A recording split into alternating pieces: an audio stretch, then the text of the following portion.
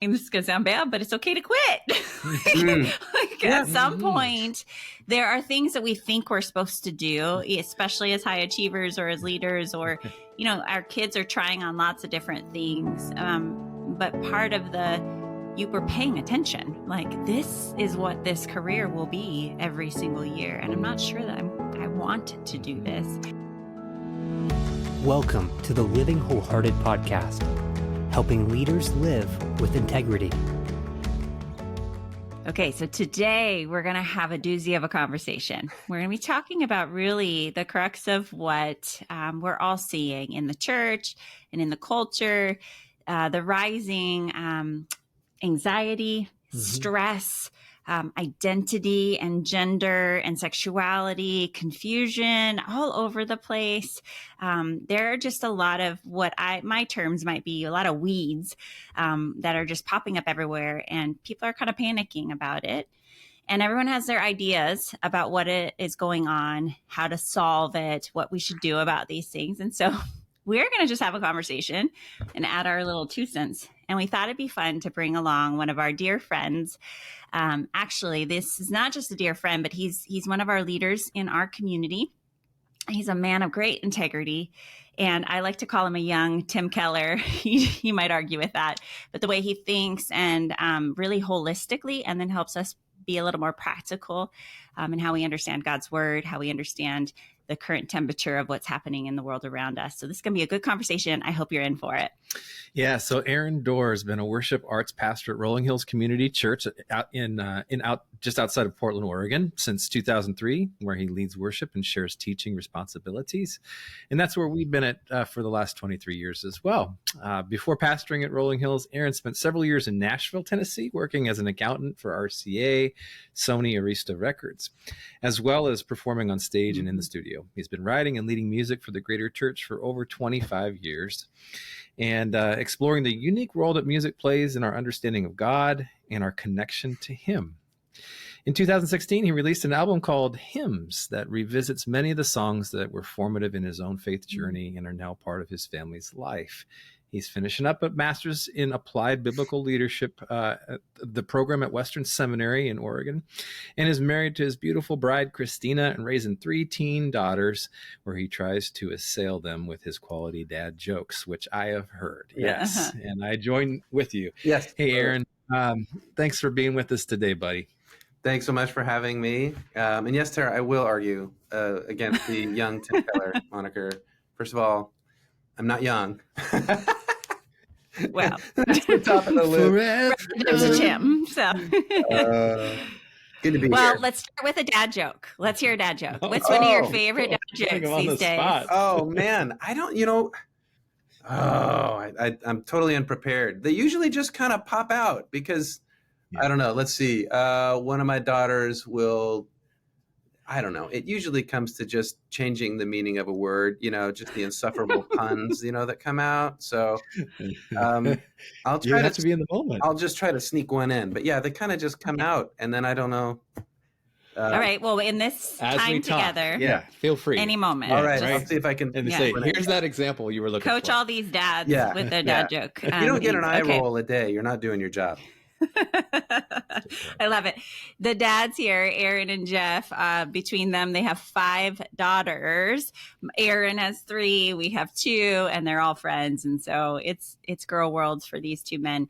But Aaron, most of the time we love to ask our guests to tell us a little bit about their story, because as counselors and coaches at Living Wholehearted, we're doing a lot of storytelling, understanding that our timelines and the ways that we've lived our life, things that happened to us, things we've done, really shape a lot of who we are and how we see ourselves, our God, and our leadership.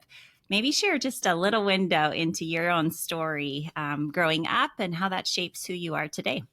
Sure. All right. I'll try and keep it brief. But yeah, I grew up in I would say it's always hard to measure your own life not knowing the depth of other people's lives. But I would say my life growing up, my family of origin was uniquely functional in a good way. We all have our stuff, and and the more you look back, you realize, oh, that was not as functional as I thought it was at the time. But I had my parents are still married today, and I know for a lot of people, there so many people grow up in a home that experiences divorce or separation.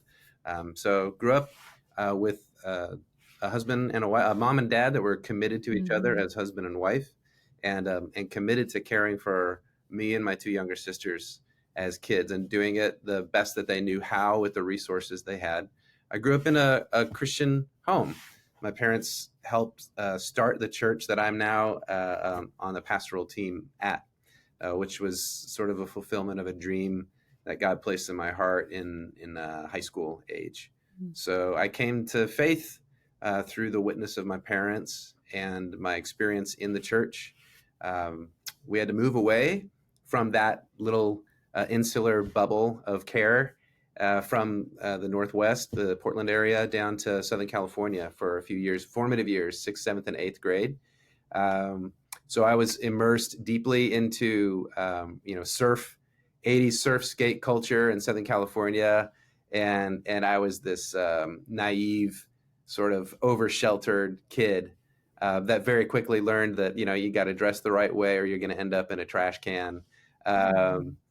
So those were some formative years for me where all the structures and relationships of support and care had been ripped out from underneath me. And so it was very unsettling and challenging. I remember just kind of feeling so alone my first day, 6th grade in this different middle school. So I mean, I can see that 11-year-old kid just kind of sitting on a bench and going, nobody knows me. And I was so known before. And to just feel totally alone. But what that did that year, I just ended up having a conversational relationship with God, walking from class to class, because he was my only friend. He was the only buddy that I had. I went to a youth camp that year at Hume Lakes. Many of your listeners will probably be familiar.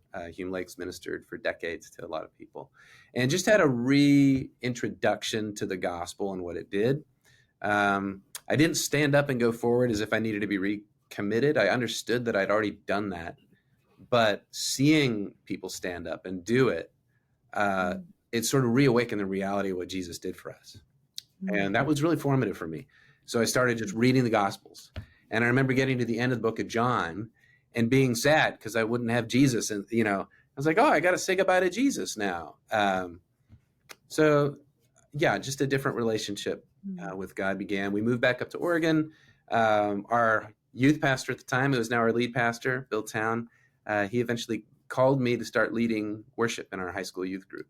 And I started doing that because I was too young and stupid to know that I didn't know how to do that. And that's where the seeds of wanting to do this were first planted in my heart.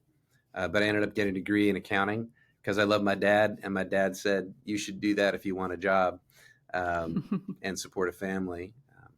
I met my wife in our youth group and our school, and we began courting our senior year.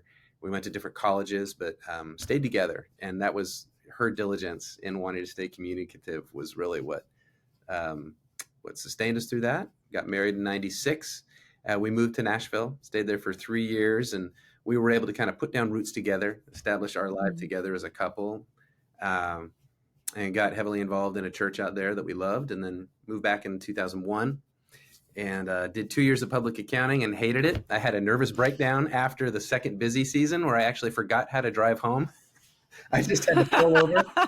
I dropped off all the extensions and the returns to the downtown post office with 3 minutes to spare before midnight. And if I hadn't, it would have cost clients thousands and thousands of dollars. Yeah. And I think the pressure of that day and the intensity of it, it just kind of fried my neurons. And I started trying to drive home, and I got stuck in a loop on 405. And I pulled over and I called Christina. I was like, I don't know how to go home, and I don't think I can do this anymore. I quit. Yeah.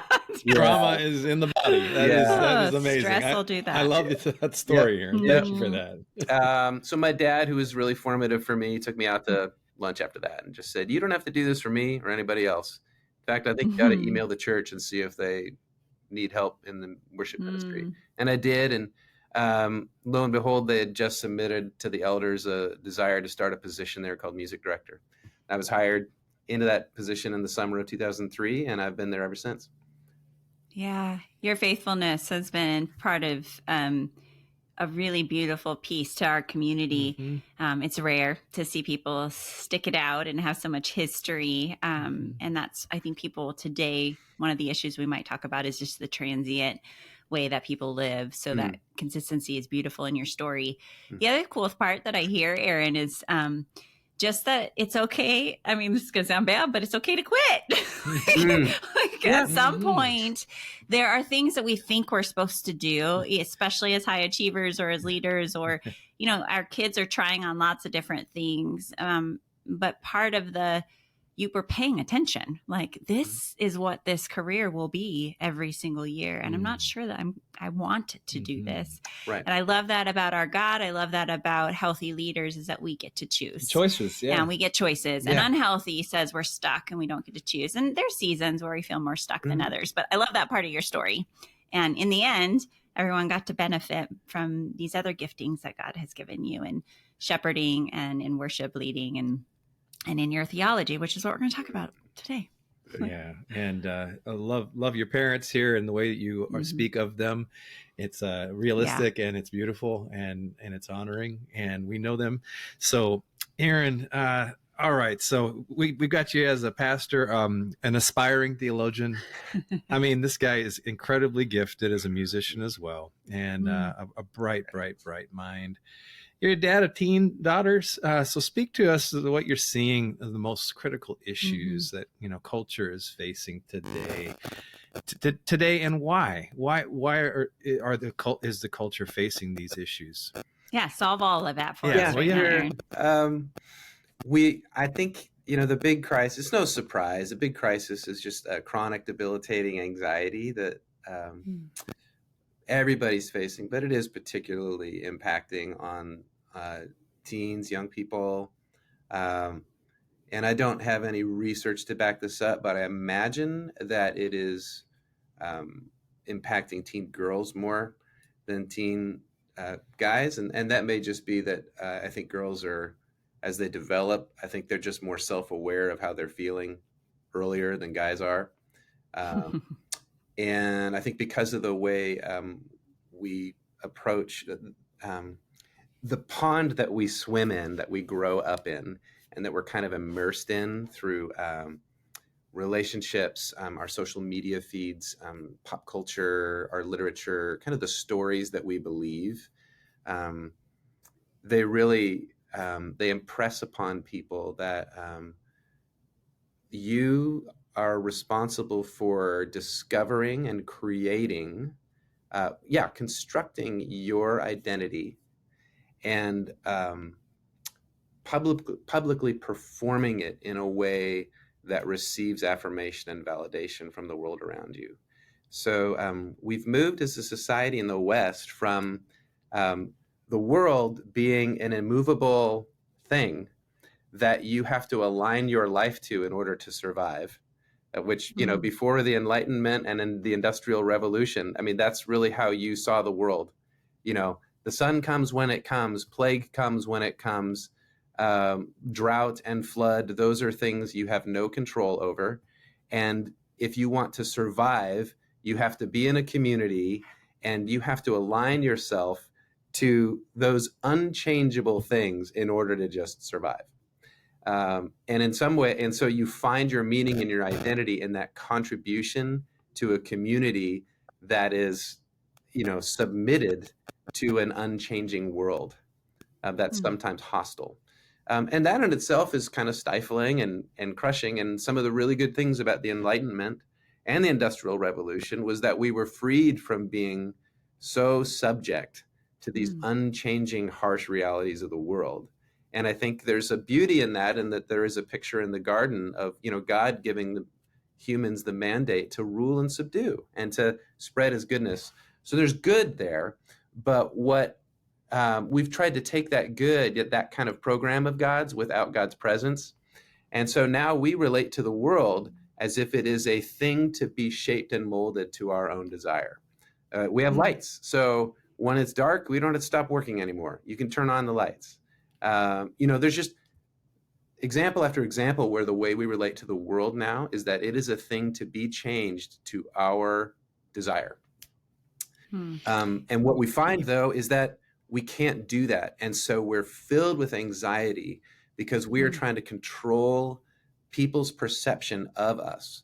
And so our identities have become brands. And so our existence, our ability to be known and be liked and loved and accepted is essentially how effective is your self-marketing. And that's so stressful. It's crushing. So we've deified our own sense of self, and we're terrible gods. We're the most oppressive.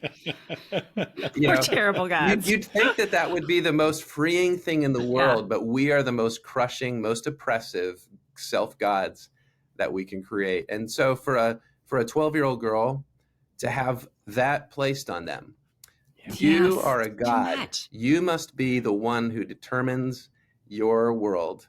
And it sounds empowering. But it's it's like sticking a boulder on the back of somebody and saying, look how I've empowered you. This is your boulder now to carry. Isn't that wonderful? Now go make something of yourself.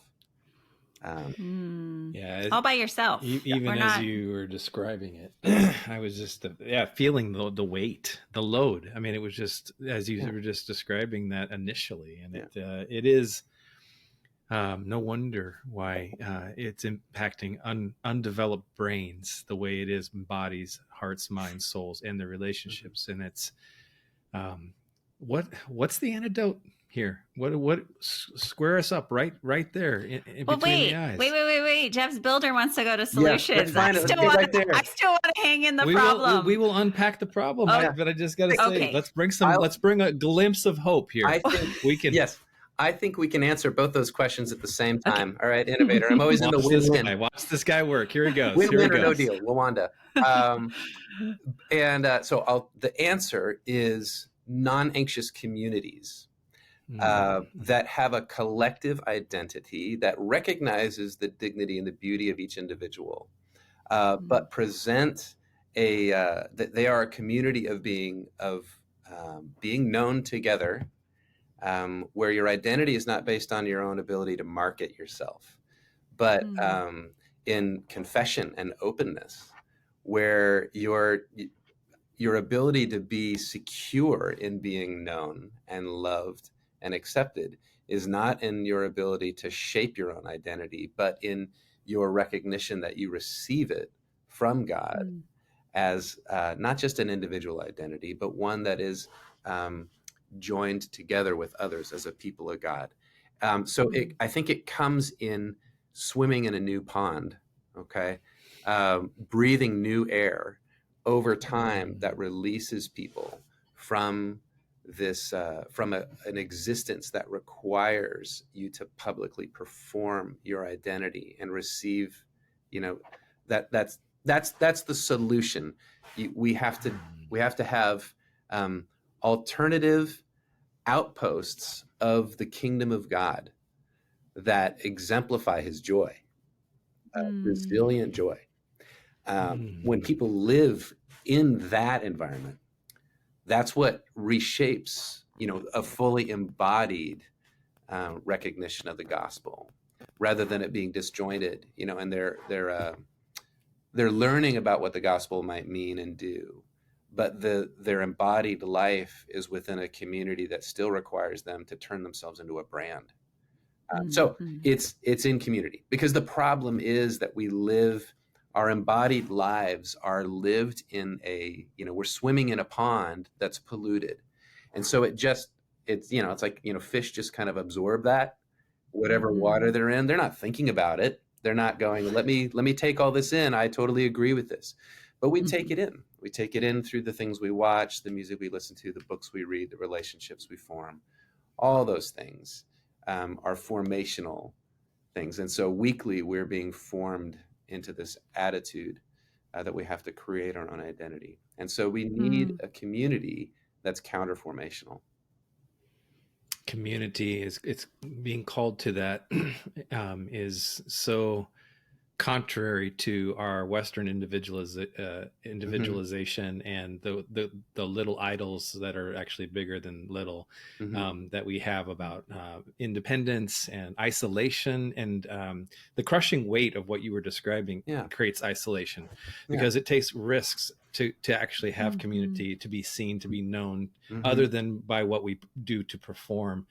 And then you have also this reality of people changing communities like crazy all the time, just searching for belonging, right? Whether it's churches, whether it's friendships and circles of relationship that only go so deep, and as soon as they start getting to a place of depth, you're out because it's too close for comfort.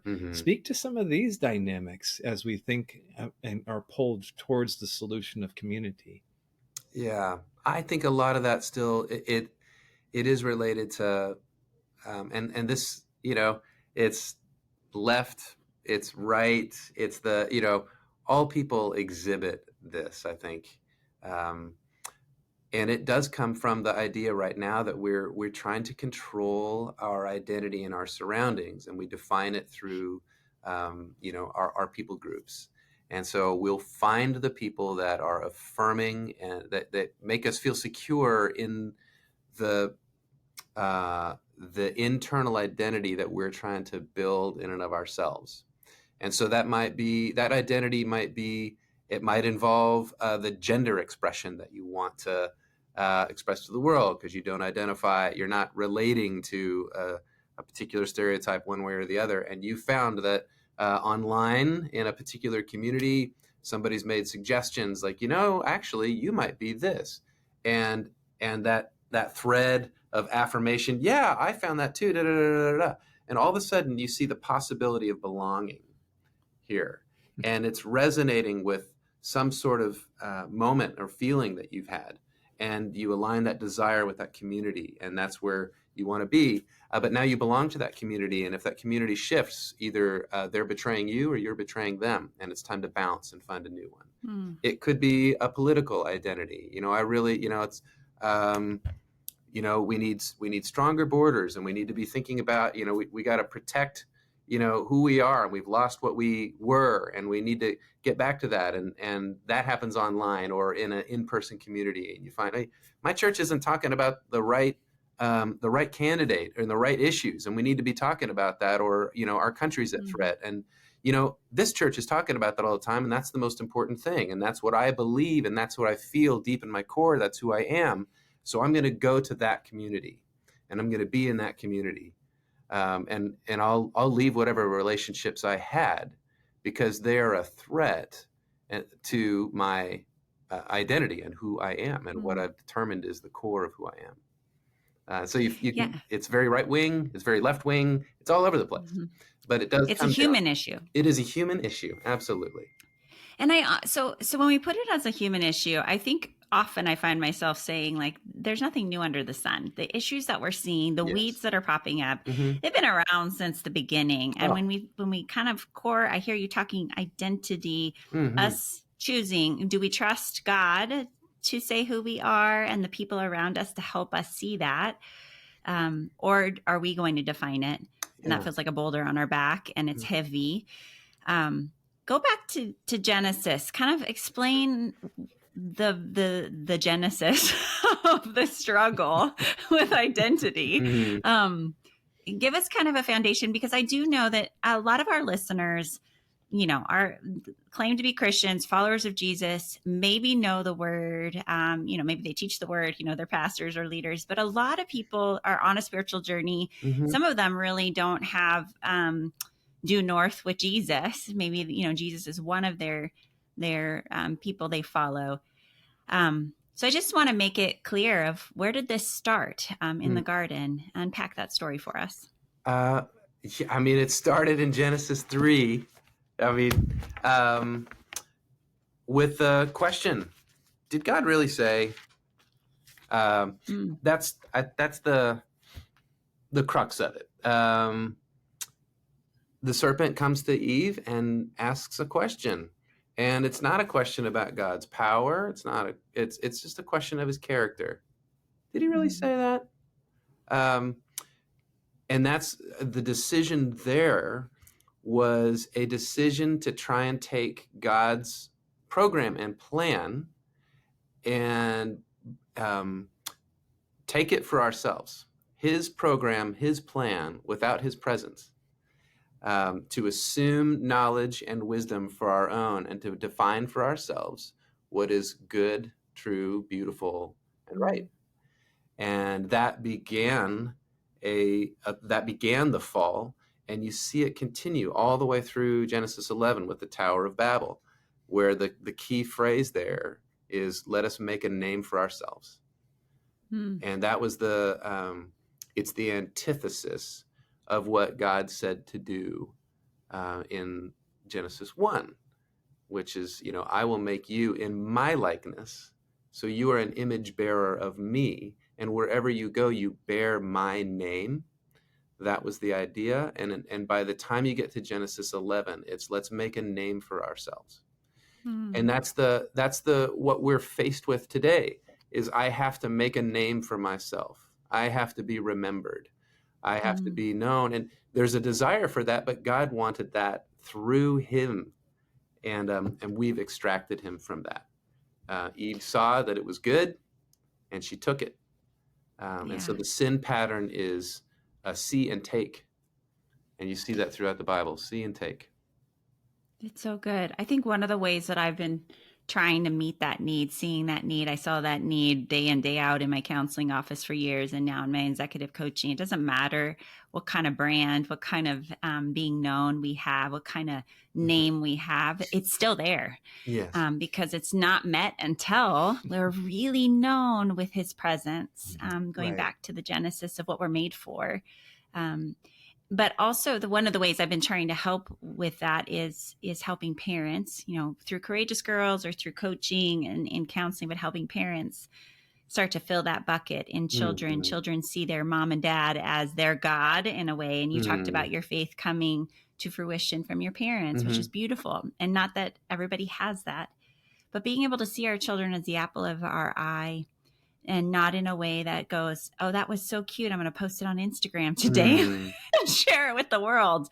But that intimacy that happens between a mom and a daughter, or a dad and a son, or where you go, I see you.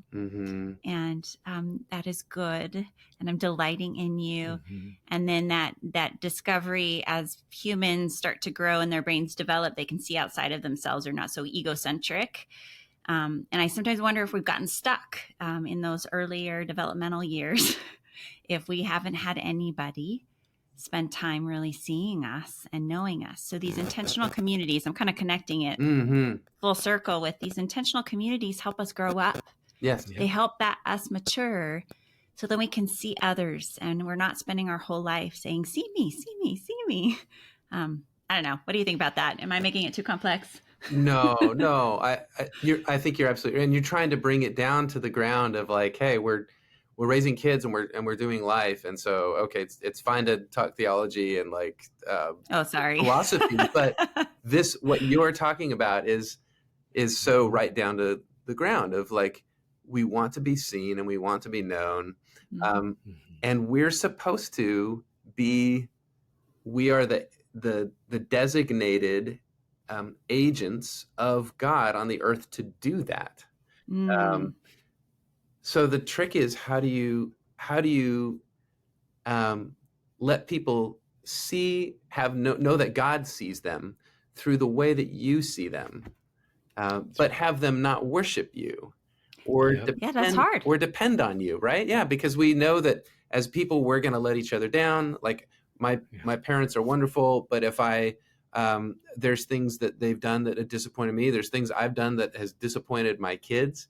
And if they're being known or being seen or being recognized as a child of God is entirely dependent on how I treat them, then I've become a God and I will let them down.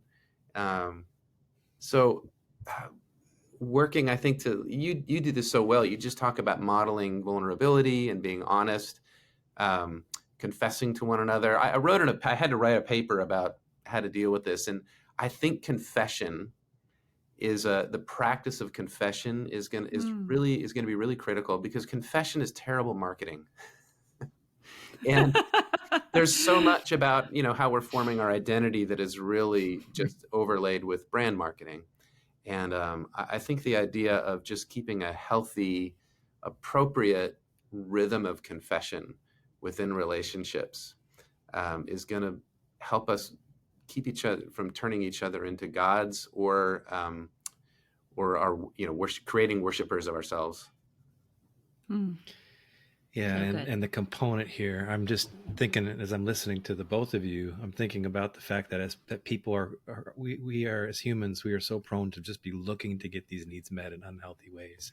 We would prefer healthy, and we think we're hoping that the next community that we're trying is going to be healthy. So it's not to shame anybody in this. No. But we're longing for this. We're wired to seek this.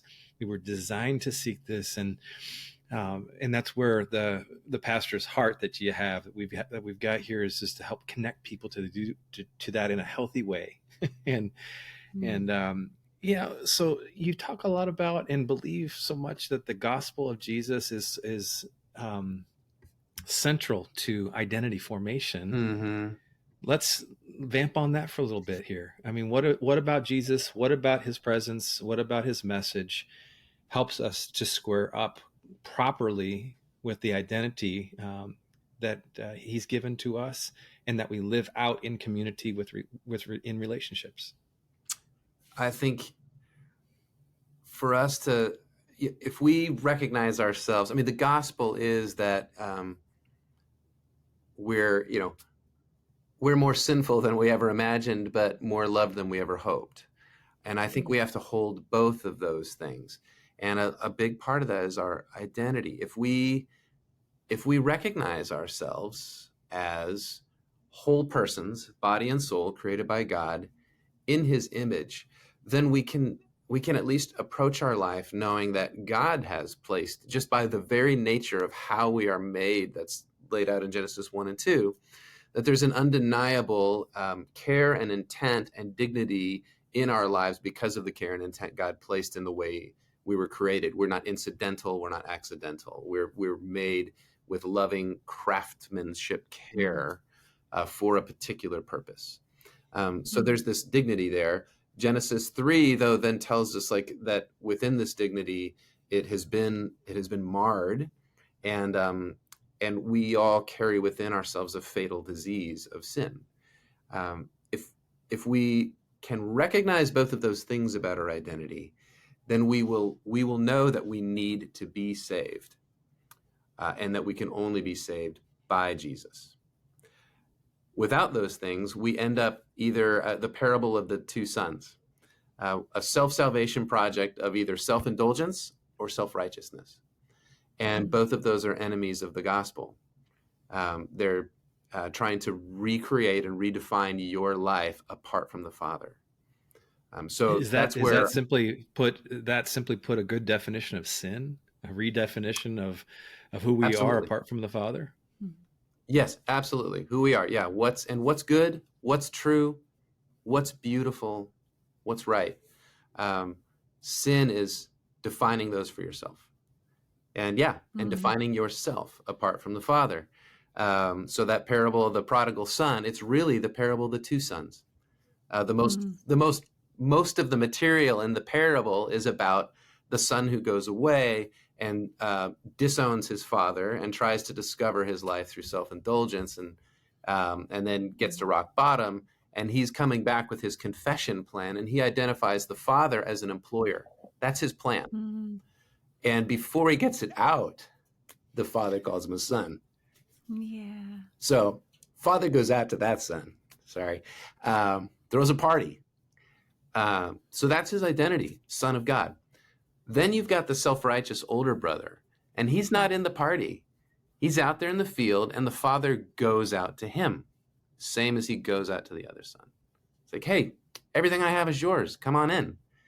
And the older son defines himself as an employee. I've done all the stuff for you.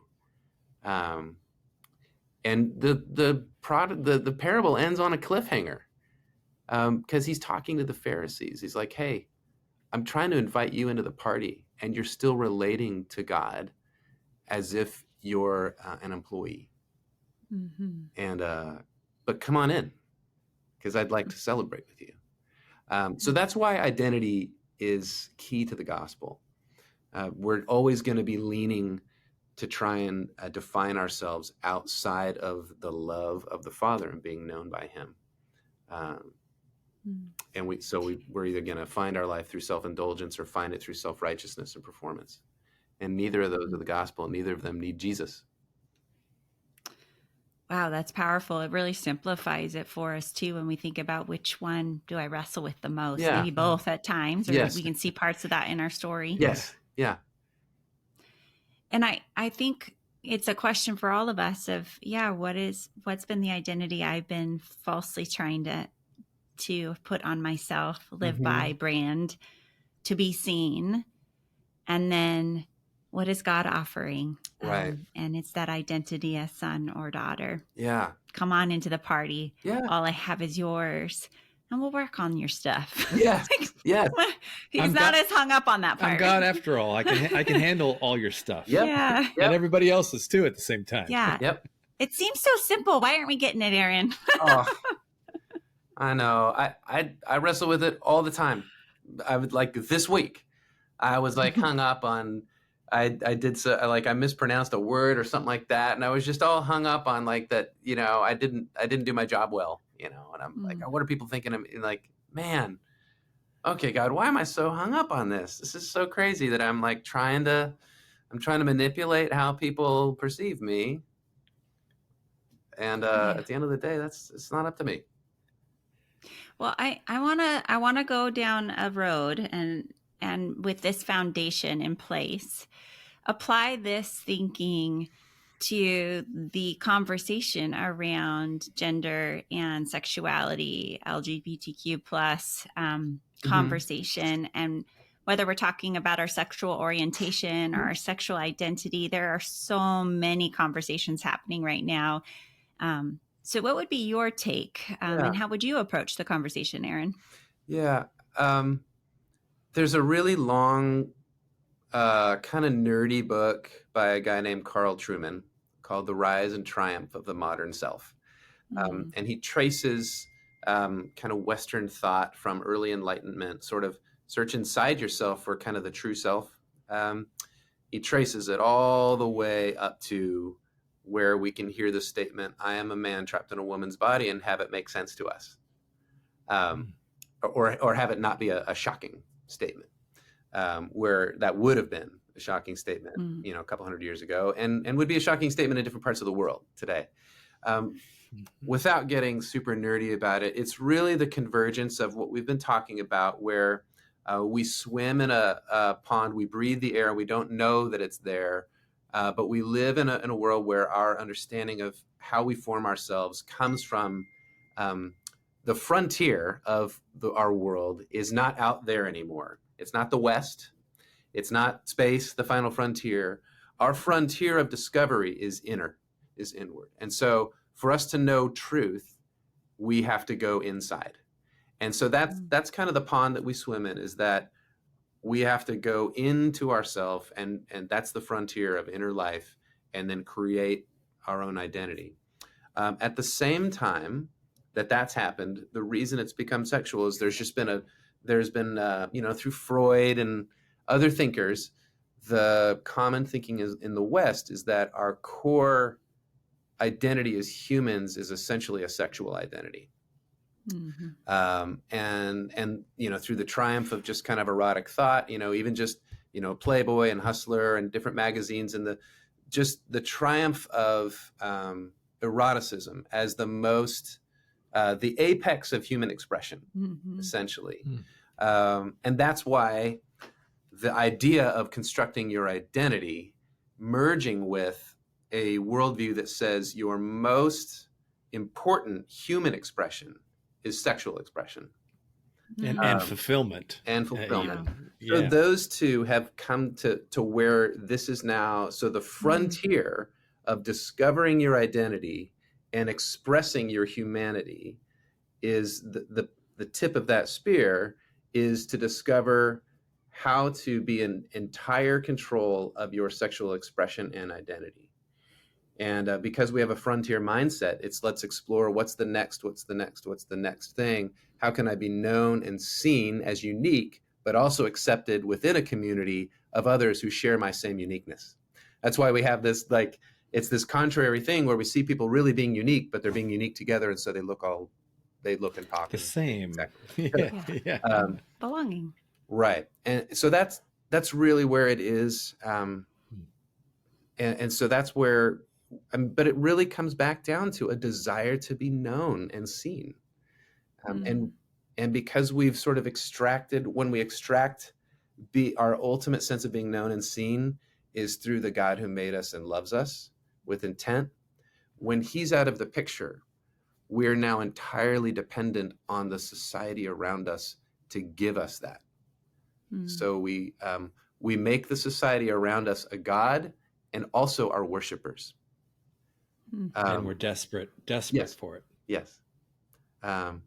So I think the litmus test for if your identity is and being known is found in the right place, which would be God, is could you maintain that identity if you lived on a desert island and never had any interaction with anybody for the rest of your life? If you are, so the example would be, if I decided that I don't identify as a man anymore, and I want to be identified as a woman, and then I got marooned on an island where there's no one else who will ever witness my external expression of myself. Could I maintain that identity with no affirmation outside of my own internal sense of self? And I don't think I could. And I think I would find it unfulfilling, at least. I would not find myself fulfilled in that identity because I don't have anyone mirroring back to me that identity. It depends on someone validating that and affirming that outside of myself. If I'm known as a son or a daughter of God, so if I'm marooned on an island and my core identity is to be seen as someone who is made in the image of God, body and soul, and that I'm known and loved by him, and that he's bought me with his blood and rescued me from sin, I can maintain that identity, and I believe that I can find fulfillment in that identity stranded on a desert island. And I think for me, that's just kind of a helpful test. That's really good. Is could you hold on to that identity, and could you find rest and fulfillment in that identity if you were marooned on an island? That's challenging for all of the ways we see ourselves. Excuse me. Because I think about it, I'm like, if I just saw myself as a counselor and I'm stranded on an island, I have nobody to counsel except myself. Right. Counseling the crabs. Yeah. So, I mean, it kind of, again, in terms of how often our identity will be in what we do or what we could produce, what others will think and applaud. Right. Right. So that's really a good litmus test just across the board of the things that we. Yeah. And I would say where it breaks down is that's a starting point. We have to then bring that identity into community. Okay. So it's something that we bring as a gift to community, not just existing, isolated on an island. God, the very nature of our mandate in our identity, rule and subdue, is a very much a community-oriented identity. Yeah, us together. And then you have the whole metaphor of the body of Christ, and Exactly. Not one part greater than the other, only one head, Jesus himself. Yeah. I want to ask another question, but I do too. So you go first. This is going to take this a totally different direction, though. So go ahead. You finish, and then I'll go a different direction. Okay, Aaron, do you have time for 2 more questions? Okay. Yeah. We're having time with Aaron answering all our live questions. Okay. So going back to the community idea, over the years, Jeff and I have been in pastoral church ministry. We've been parachurch ministry. We've been, in business. We've been in nonprofit. There's lots of different ways. The word koinonia was really popular when we were being discipled, and we tried to live in an intentional community. We all bought houses and lived near each other. Sounded like a commune, but it was very intentional at the time. But community is a word that gets thrown out in the church, and everyone says, yes, we're to live in community. And yet we are so stinking lonely, Aaron. And Christians, I'm so excited when I meet a believer, a follower of Jesus, who actually intentionally has a community of people that know them in all of their raw, without their masks. And I'm just like, hallelujah, that's really rare. Speak to that. If you had just one or two words of wisdom to say, as a church, what do we need to grow in? Because we love the idea, we get it, but we're not really doing it. Man, and I've had, fits and starts with where I feel like I'm really intentional in community. And then, Christina and I will be like, man, like, where's our community? Where are we? Dietrich Bonhoeffer, his, Life Together book is really, I had a recent read of that. And it's kind of humbled me and told me to kind of pump the brakes a little bit on like trying to, construct and like force this community. Because he says, beware the wish fulfillment, the wish dream of community, that, the ones whose their dream is community will destroy it. So I think that there's not a lot of application there other than just like, other than to just like pump the brakes when you like read a book or see something that just exemplifies, this is it. And then we go after that. And all of a sudden we've turned the means of our identity in Christ as a community that gets close to him. That's the new idol. Idols are usually really good things that we make the ultimate thing. But how do you authentically model it? Availability is probably the most important part of it, I think. Availability and humility. And that's probably the hardest part, is just being available. We're so busy that trying to be available to say yes to the invite, and then to be present when you're available and not be kind of capturing and cataloging the moment for later, but just being present in the moment. Oh, that reminds me, we should take a picture so we could put this. Stop. Yeah. Stop. I'm kidding, but that's the real part. Jerry Seinfeld, Seinfeld riffs on that. He's like, nobody wants to be where they are. They just want to be where they've been. And they're taking pictures. And they don't even look up. The dad joke's coming out, man. Yeah, it's coming out. I love it. Right. I knew it.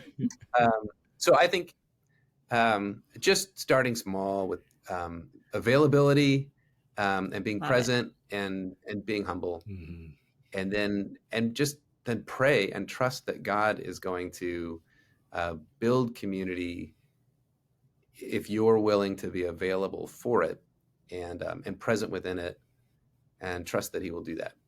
Good word. Okay, so you're gonna be proud of me. I'm gonna make a little link here in my innovator, right? So we're gonna take the community aspects, but now we're gonna talk also a little bit about how song, how music, how praise, how corporate worship, which is this is a huge part of things that you have done in our faith family, in our community. It's not your only contributions. You have, as we've learned here, so many different things that you bring to the table, Aaron. But I mean, let's talk about how song and how music helps foster a sense of community, of being seen individually, corporately, in a safe and healthy way that God designed us for. And what you are calling us to do, essentially, you and our other pastors and ministry leaders on stage are inviting us into every Sunday. Thank you. I love that. Well, I think that it is a great connection, Jeff. This is Uber innovator moment. Yes, I did it. Let's do this. Here's a couple of pictures that I think exemplify how song and community and identity all meet together. Think Olympics, when somebody wins the gold and they stand on a pedestal, and the national anthem is played for that country. And all the members of that community, whether they're watching on TV or they're present in the stadium, they all sing that anthem together. I mean, maybe they don't all sing, but they recognize those words, they know them, they recognize their identity as part of that community. And they rally through song as a part of a communal identity in that moment. And that person is representing not only what they brought for them, as an expression of themselves, whether, Usain Bolt wasn't just Usain Bolt. He was also Usain Bolt, Jamaican sprinter. And when that Jamaican national anthem is played, it's his individual identity united with a national identity around a song. And when we sing songs together in the church, when they're written right, they are, it's each of us individually expressing our relationship to God within a community that recognizes our relationship to each other as a people of God, united through song. You just look back at culture. You go to a Timbers game, they've got songs that are all connecting them to, their rallying point around their team and this particular activity. Even in darker places in the world, the Nazis were able to unify a people through songs. That's when people knew that this was more than just a passing political fad, that it was a national movement, was when it captured the imaginations of people. It had songs, it had marches, it had rallying cries that captured the imagination and the heart of people. And that's what songs do. They infuse truth in a way that bypasses, it uses rational thought, but it bypasses it in a way that interacts with our mind and our soul. It captures our imagination in a way that reframes the stories we believe about ourselves and our world. And it changes how we live. So God made music before he made humans. Job 38:3 says that. So he's made us wired in such a way that music is intended to help us to learn more, worship him, and identify ourselves as part of his people. So music's a really powerful, beautiful tool, but it also means that we ingest it passively. And so anytime you're listening to a song, you're paying tuition. Just remember that your Spotify playlist is a syllabus, and you are so you're ingesting truth in a way that will embed itself in your life differently than if you were reading an essay. When you read an essay or a book, your brain is interacting with that information in a way where you're deciding whether you agree with it or not. When you're singing a song, it's just all going in. It's all going in, and it's sitting there somewhere, and then it comes out later and you don't realize it. So that's convicting. You can be ingesting untruths as well, right? And it's the same principle, so that's where the power of it is, something to be sober about, to be aware. And we tell our kids, and it's not that you have to, it's a little bit like what you eat, just you monitor your diet. It's like, look, it's okay. Have some Skittles. Fine. They're not going to hurt you. But if you eat Skittles for a month, you're going to feel lousy. It's not poison, but it is junk food, and it is going to affect you. And music is that way. There's some music that is poison. And I would just say, don't get near it. It's poison. But there's a lot of music that's just like, it's fine, but it's junk food. So just like, step back every once in a while and like look at your diet of music. Like, what am I putting into me? Have I had too many Skittles? And then have I had some good stuff? Because if I don't have enough good stuff, like I'm malnourished. So just treat music like food and make sure you're nourishing yourself well. Don't get legalistic about it. Don't freak out, but just, be wise. It's a part of the community. It's a part of who we're inviting in to the pool or the pond or whatever analogy we've been using. The air we're breathing. Yeah. I mean, church denominations were often, they were defined by their theology, but they would have a hymnal. There'd be a Methodist hymnal, a Baptist hymnal, a Lutheran hymnal. And they essentially were the songs that helped define and distinguish their theology. Yeah. And so churches, even if they're not affiliated with the denomination, the songs that they pick are essentially defining their practical theology, what they actually believe and remember. And Amazing. it's amazing too to just realize, just think about pop culture and concerts and the following. Like think of Taylor Swift and think about being a Swiftie and thinking about what the way in which she has essentially drives markets now, actually, and her followers, because there's so many. We're looking to be seen, to be known, identity. And we'll do just about anything as human beings to find it and to belong. And we'll change now more rapidly than ever before because it's things don't work and it's revealed faster in many cases. We need to release our pseudo controls of these things as if we ever had it, which we never did. And accept who God says He is, who He says we are. And when we do that, we belong. We belong in the way in which He made us to belong. Doesn't that sound good, people? We belong. Yeah. There is really So I'm the non-musician here. I just break into songs. Sorry. There's a song by a gal named Sky Peterson. I think she's about 20, so she's a Gen Zer. Her dad, Andrew Peterson, is he's kind of Gen Xer. He was a recording artist. But she's sort of taken up the mantle herself, and she's written a song that's based on the Heidelberg Confession, the very first statement in it, which is, my only hope in life and death is that we are not our own, but we belong to the Lord, body and soul. And it's a powerful, it's beautiful song. I love that it's written by somebody in Generation Z that can write a song that says, my body is a temple of the living God. I worship in this house that His blood is bought.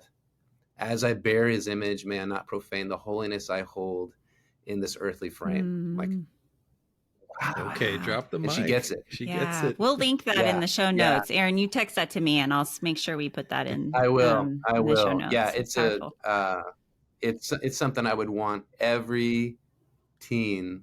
I mean, every person, but particularly teens that are forming their identity, say, I'm not my own, and now my heart is free.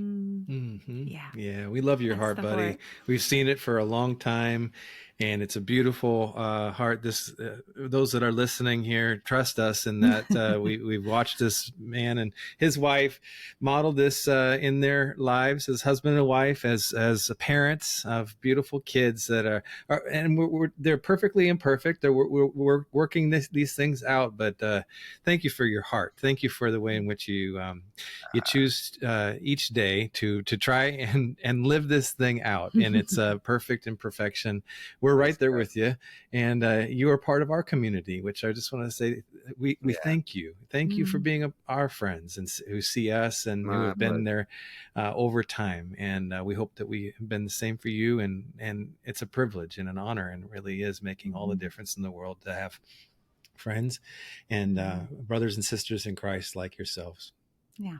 Thanks, you guys. Well, thank you for sharing all your wisdom, Aaron. We'd love to have you back at another point, but we have used our hour to go all over the place. Tell our listeners where they can maybe find some more of your music or find you on social with your brand. No, I'm kidding. Right. Yeah, I'm pretty Luddite about social media, but my hymns album, and I do have another song, maybe one other song that's just sitting out on Spotify and Apple Music, and it's just called Aaron Dorr Hymns. Apparently people that are preparing to meet God like it. That's the most popular listening base. Is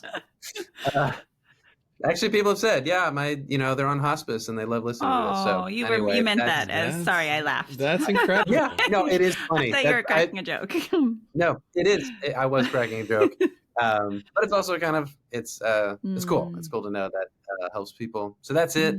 I have a website, but I haven't done anything with it in about 4 years. So I don't know if it's worth going to, but it's doorjams.com, DOERRSJAMS.com. Well, I do love the way you do in it. Why I call you a theologian is just when you write music, you're very intentional about what you're saying. You said it earlier, when it's written well or written the right way. But music is profound. It does shape us. It shapes the way we think, the way we feel, how we belong. And so thank you for ending with that, Jeff, today. Yeah, and you can also find him at Rolling Hills Community Church in Tualatin, Oregon, where we all go, and many songs that you've written and co-written with others for the church, and that haven't been mentioned, that are beautiful expressions of what you just described. So, yeah. Thank you for your gifts, Thanks, Aaron. And if you, thank you. We love having you. We'll have as many of the resources that Aaron referenced today in the show notes. We'll try to do our homework there for you. But if you are interested and want to just learn more about what we're up to, you can go to livingwholehearted.com and join our monthly newsletter. And we're just providing you with ongoing resources to help you grow in your walk with God, yourself, with others, continuing to become the leader that you would follow. So we're grateful to have you. Hope that you're enjoying this. And if you enjoyed this conversation, make sure you share it with someone else. Tag someone, forward it, tell them we're on YouTube, whatever you can do to share. We're just trying to connect and to help people really find their sense of self and a greater grounding in their identity. Because honestly, we started with the problem, anxiety, confusion, stress. Those are the weeds. The roots are getting back down to who am I? And who does God say he is? Who does he say I am? And we're here to help you in that journey. So thank you for joining us along the way. well, did you know that we're not just podcasters? One of the best ways to connect with Tara and I and our whole team at Living Wholehearted is our website, livingwholehearted.com. There you're going to find the books that we've written, our e-courses, executive coaching, organizational development, and professional counseling services. And then one of our favorite things that we're up to these days, our Wholehearted Leadership Cohorts, where we take groups of leaders for 1 to 2 year journeys together. It's amazing. While you're there, for fresh content, make sure that you sign up for our e-newsletter. That's where we're putting out stuff every month that you want to keep close with. So visit livingwholehearted.com. You can also join us on socials at living_wholehearted on Instagram, and we are Living Wholehearted on Facebook. You can also follow me at Tara Matson on Instagram. We love to engage with you personally there, so make sure you reach out. Leave us a review if you're enjoying this podcast. Hey, thank you for caring about being the kind of person and leader that lives with integrity.